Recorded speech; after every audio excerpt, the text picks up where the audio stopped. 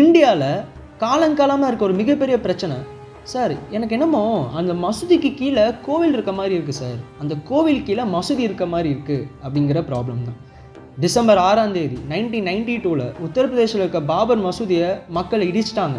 அதுக்கு மக்கள் என்ன ஜஸ்டிஃபிகேஷன் கொடுத்தாங்கன்னா, அந்த மசூதி கீழே தான் ராமர் பிறந்த இடம் இருக்குது அப்படின்னு சொல்லிட்டு. அது நடந்தப்பறம் இந்தியா முழுக்க இந்துஸ்க்கும் முஸ்லீம்ஸ்க்கும் மிகப்பெரிய கலவரம் உண்டாச்சு.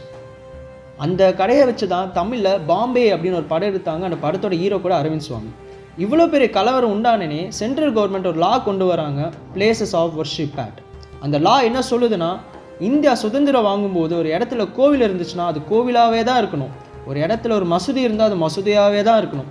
அதுக்கு கீழே மசூதி இருக்குது, இதுக்கு கீழே கோவில் இருக்குதுன்னு சொல்லிட்டு அந்த இடத்த மாற்றக்கூடாது அப்படின்னு சொல்லிட்டாங்க. கடந்த ஒரு 2-3 வருஷமாக சுப்ரீம் கோர்ட்டில் நிறைய கேஸ் ஃபைல் ஆகுது. என்னென்னு ஃபைல் ஆகுதுன்னா, இந்த லாவே தப்பு அப்படின்னு சொல்லிட்டு சுப்ரீம் கோர்ட் அது கட் அண்ட் ரைட்டாக சொல்லிட்டாங்க, அந்த லா கரெக்டு தான், அந்த லா கொண்டு வரதுக்கு இந்தியன் பார்லிமெண்ட்டுக்கு பவர் இருக்குது அப்படின்னு சொல்லிட்டாங்க.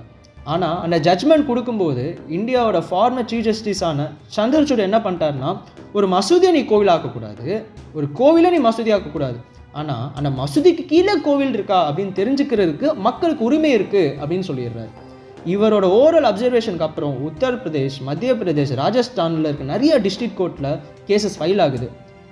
ப்ரோ, அந்த மசூதிக்கு கீழே கோவில் இருக்கான்னு மட்டும் நாங்கள் தெரிஞ்சுக்கிறோம், நாங்கள் அதை மாற்றலாம் இல்லை, ஒரு ஜென்ரல் நாலேஜை நாங்கள் தெரிஞ்சுக்கிறோம் அப்படின்னு சொல்லிட்டு டிஸ்ட்ரிக்ட் கோர்ட்டு சர்வேக்கு அலோவ் பண்ணுறாங்க. ஒரு மசூதி கீழே கோவில் இருக்குது அப்படின்னு தெரிஞ்சுக்கிட்டு மக்கள் சும்மா இருப்பாங்களா? அதுக்கு ரீசெண்ட் எக்ஸாம்பிள் உத்தரப்பிரதேஷில் சம்பல் அப்படின்னு இருக்கிற இடத்துல இருக்க ஒரு மசூதியில் சர்வே பண்ணுறாங்க. அதுக்கு கீழே கோவில் இருக்க மாதிரி தெரியுது, உடனே எனக்கு 2 பேர் அடிச்சுக்கிறாங்க, 25 பேர் செத்து போயிடறாங்க.